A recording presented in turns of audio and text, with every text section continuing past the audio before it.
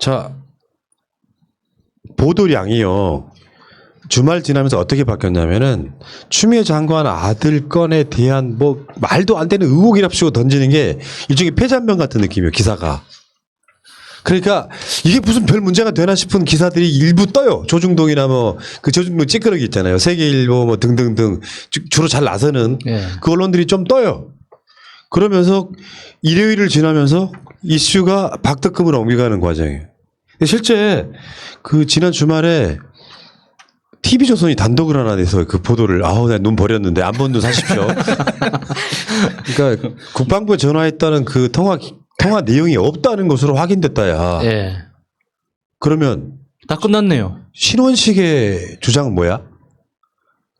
여성이 전화한 걸로 확인됐다. 그러니까 녹음돼 있던 그 ARS 기계음 그 여성의 목소리더만요. 가짜 뉴스라는 거잖아요. 그리고 자리가 아예 없다는 건데. 진짜 솔직히 이 건은 의원직 사퇴라도 시켜야 되는 거 아닙니까? 난 이런 인스가 국회의원이라는 게 정말 믿을 수가 없어요. 네. 그것보다 더 놀라운 건 대한민국 국군의 장군이었다는 거예요. 더 놀랍지 않습니까? 북진통일. 예. 지금 검찰 같은 경우도 추 장관 아들 관련해서 3차 휴가 문의할 때 구두 승인했다는 걸로 잠정 결론을 내렸다고. 그러면 그걸로 끝나야 되거든. 그렇죠. 근데 그 휴가증이 언제 행정 처리가 된 거냐 갖고 또 물고 늘어지는 거예요. 그리고 문제가 없어. 주말 동안 나왔던 뉴스 중에 제일 웃겼던 거 선임병장 회의. 선임병장 회의에서 휴가 신청을 반려했다고. 야, 진짜 그 웃기지도 않는 것들이죠.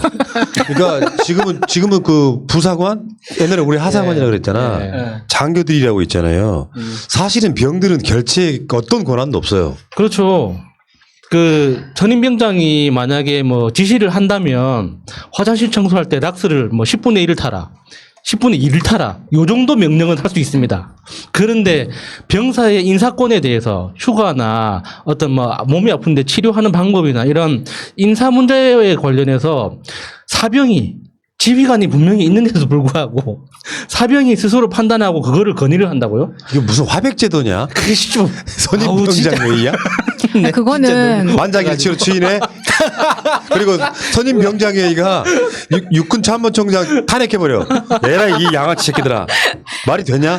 그게 저같이 군대를 안 갔어도 그 얘기를 듣고 아니 이건 내가 들었던 것과 너무 다르니까 병장회의라는 거는 저도 들어본 나도 적이 처음 없거든요. 들어봤어. 그런 게 우리 어딨어. 부대에도 없었어 그런 근데 거. 이 병장회의 때문에 각종 커뮤니티에서 다 빵 터졌는데 채널A는 이 보도에 대해서 책임을 져야 된다고 생각합니다. 이거는 진짜 가짜 뉴스인데 이게 가짜 뉴스라고 많은 지금 예비역들이 다 공감을 하고 있는 내용이잖아요. 그렇다면 전국 예비역 병장협의회에서 채널A를 고발을 해야죠. 그런 거 없어.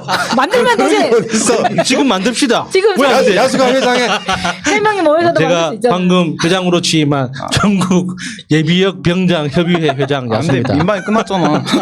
아니 그리고 만약에 병장회의라는 게 존재를 했다면 그런 병장회의가 있었음에도 참가하지 못했던 사람들의 권리를 박탈당한 거예요. 여러분들 권리가 다 박탈당한 네. 거라고. 이거 헌법소원 가야 되는 그러니까 거고. 이건 말이 안 되는 게. 잠깐만 하나만 더. 그렇게. 원래 싸워. 병장회의는 없었는데 추 장관 아들만 휴가를 안 주기 위해서 병장회의를 소집했다면 이것은 심각한 역차별이고 군대 내 따돌림입니다. 반란행위에 반란행위. 이거를- 지휘관이 있는데 지그들이 뭐라고 모여서 회의를 해. 병장이 몇 명인데 누가 이거를 소집을 하면 우선 기본적으로 병장 이등병 평등하고 법적으로 아무 차이가 없어요. 차이를 그나마 맞아요. 두려고 하게 되면 분대장이어야 됩니다. 그러니까 우리는 병장이 분대장을 했지만 과거에는 하사관이 있었기 때문에 그에 준해서 분대장 회의라는 건 존재해요. 하지만 이 분대장 회의라는 것은 지휘관의 판단의 자문회의 같은 거예요. 얘네가 반려를 했다라고 하는데요. 실무상 반려는 법적으로 거부해요. 거부라는 것이 결정권이 있고 그 법적 효과가 발생하려면 진짜 안 되는 게 되려고 하게 되면 얘네가 결정을 해서 휴가를 나가는 걸 승인할 수 있는 권한을 가지고 있어야지 거부할 수 있는 권한도 인정이 되는 거예요. 그럼 얘네가 행정위원회 행정기관이어야 돼요. 그런데 이런 기관은 법률에 근거를 두고 있는 기관이어야 되는데 어느 법률에 병장회의라는 기관이 있냐고요. 그러니까 이건 아무것도 아니라는 거죠. 아니, 그러니까 그것도 그냥 병장회의다. 이거 선임병장회의라는데. 그러니까 아까 말씀드린 것처럼 신민님이 정확한 거예요. 이등병이나 병장이나 병은 똑같은 병이고 그렇죠. 그들이 어떤 그러니까 전쟁 나갔을 때 그 파란색 녹색 견장 그치. 탄 분대장들이 맞아. 그 어떤 뭐 전쟁 나갔을 때 직결권 이런 건 있어요. 네. 그런 걸 제외하고 행정적인 법적인 책임은 가장 낮은 단위가 당직 사관일 걸.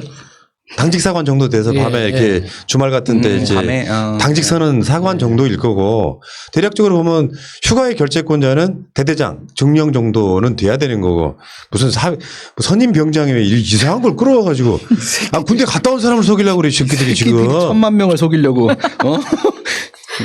그럼 이렇게 무리를 하다 보니까 먹히지가 않는 거예요.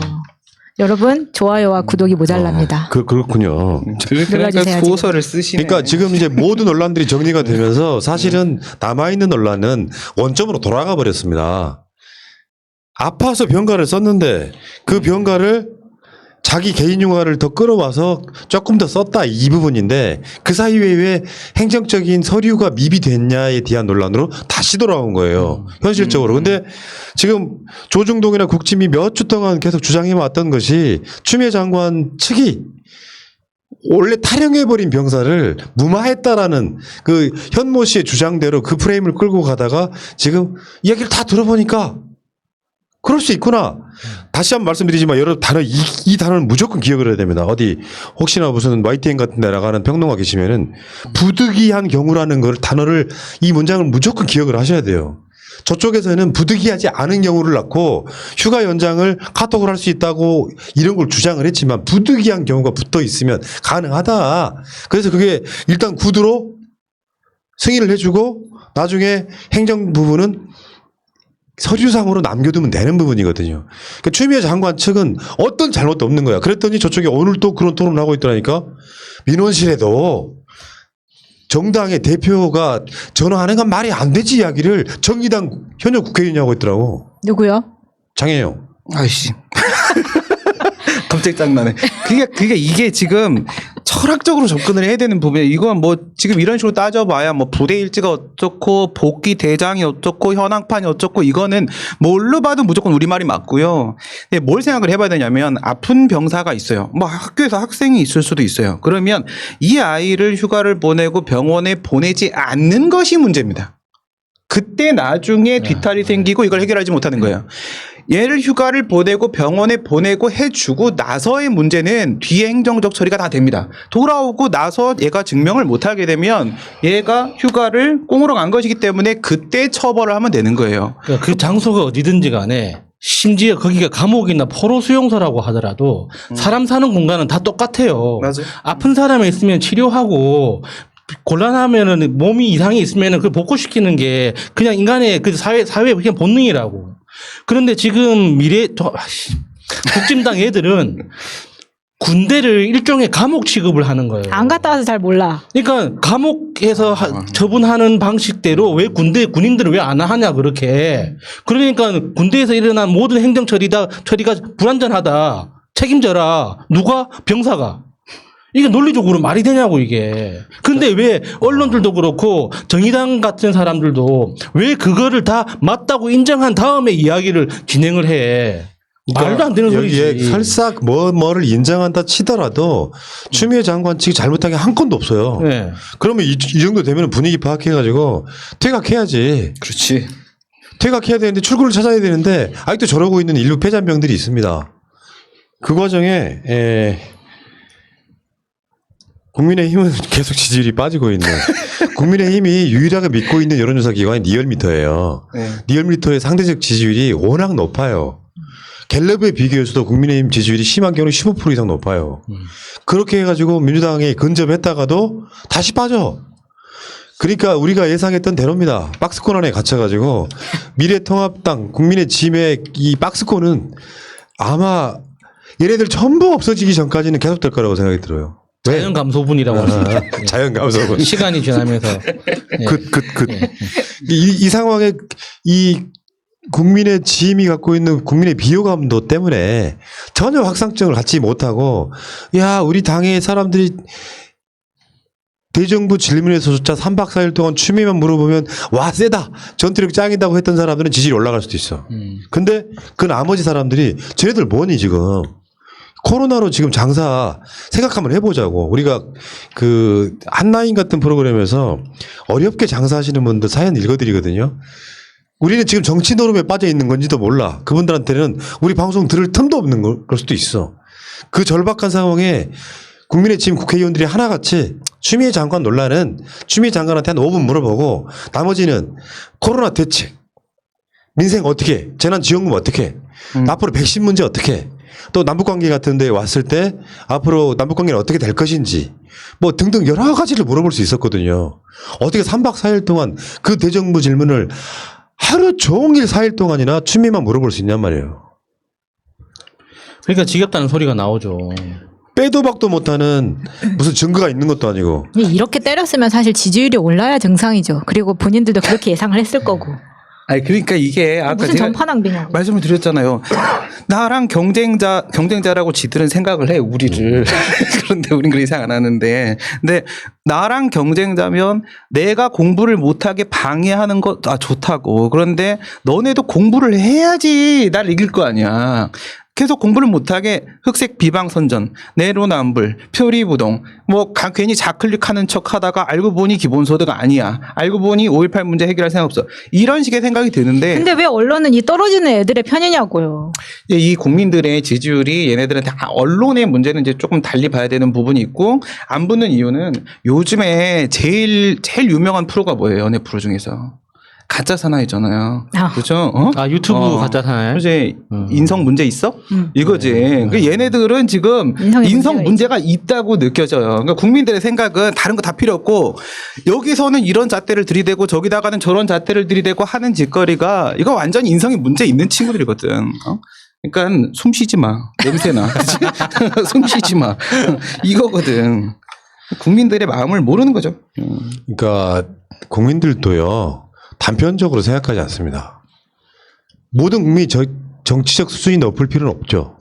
단편적으로 생각하지 않는다는 게 어떤 고난이 있을 때 또는 위기가 있을 때 또는 논란거리가 있을 때 어떻게 대처하느냐에 대한 부분을 굉장히 중요하게 봅니다. 예를 들어서 이낙연 대표 최근에 가장 잘한 일은 김홍걸 의원 제명한 거예요.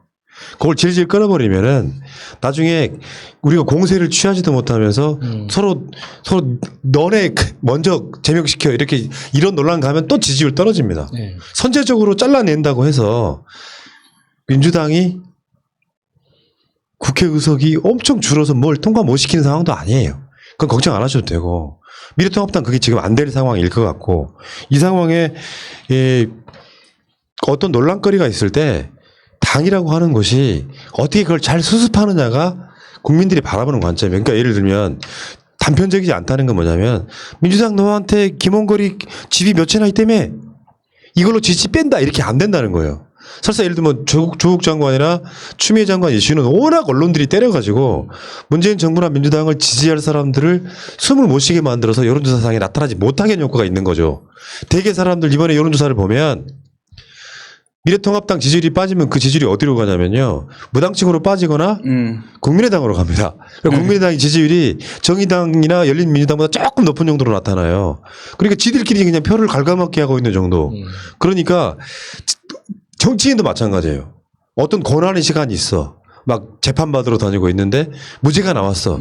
그러면은 사람들이 막 언론들이 난리를 쳐가지고 무슨 의혹 막 욕설 무슨 뭐 형수 어쩌고저쩌고 막 나오잖아. 김부선 나오잖아. 근데 그거를 무죄를 받아내잖아요. 그러면 사람들이 오히려 마음의 빚 때문에 더 지지하게 되는 효과도 분명히 있는 것이고, 단편적으로 뭐 한 건 때문에 지지를 뺀다 이런 게 아니라 나쁜 건수가 나왔을 때 당이 어떻게 대처해서 그거를 잘 클리어하느냐가 더 중요하다는 겁니다. 이 과정에서는 추미애 장관 건은 그 국민의 짐이 정말 전략도 뭣도 아무것도 없는 상태로 어게인 조국 이거를 노렸던 거예요. 그러니까 조국 장관네처럼 한 몇 개월 끌어가지고 지지율 끌어내린 다음에 조국 장관네는 어떤 식의 상황이었냐면 총선 때 민주당 망하게 만들어 보자는 이슈였어요. 하반기 내내 난리를 쳐가지고 나중에 한동훈과 이동재 사이에 총선을 얼마 안 납두고 유시민 건 등을 터뜨려보자라는 공작이 있었던 것처럼, 지금 거는 추미애 장관이라고 하는 뭐 검찰 개혁의 어떤 방해도 있겠지만 국민의 짐 입장에서는 뭐 일타쌍피 뭐 이런 개념으로 추미애 장관 막 흔들어가지고 내년 재보궐선거 때 한번 써먹고 서울시장 가져오고 그 여파를 몰아서 대선 가자라는 거기에 너무 올인한 나머지 실패했을 경우에 출구 전략이 없는 상태에서 지금 유야무야 되고 있는 거죠. 이렇게 되면 어떻게 되느냐면 양치기 선전 효과가 생겨요. 우리는 이미 조국 장관 때 보고 배운 게 있잖아요. 예. 쟤네들이 큰 틀에서 보면 왜 저러는지 알겠다. 이게 추미애 장관 때는 그게 쉽게 끝나는 이유 중에 하나가 그 학습 효과 때문이기도 한데 앞으로 미래통합당이 웬만한 걸 막 지르잖아요. 근데 이게 피로감 때문에 저 새끼들 또 정치 공세하네. 저번에 추미애 장관 때 아무것도 없었잖아. 조국 장관 재판 보면 되게 다 무죄로 나오는 상황이잖아. 그러면 나중에 의혹 제기하는데 약발이 떨어집니다.